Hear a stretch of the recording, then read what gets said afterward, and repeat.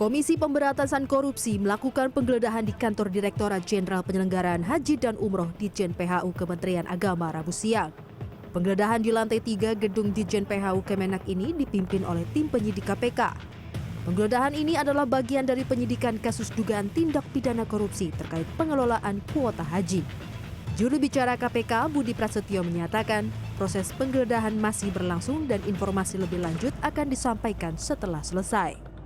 Hari ini tim sedang melakukan penggeledahan di Kementerian Agama, khususnya di Ditjen PHU.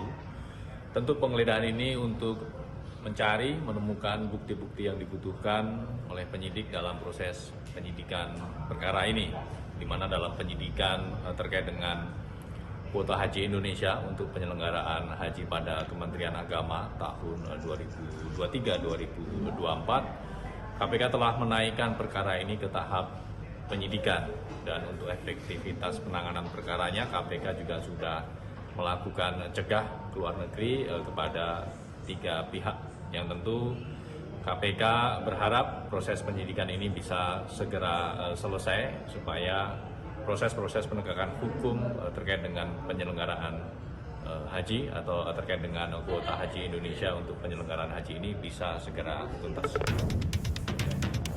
Sementara itu, Wakil Menteri Agama Romo Muhammad Syafi'i saat ditemui di gedung Kementerian Agama di Jalan Lapangan Banteng, Jakarta Pusat Rabu siang, mengaku tak bisa mengomentari penggeledahan tersebut.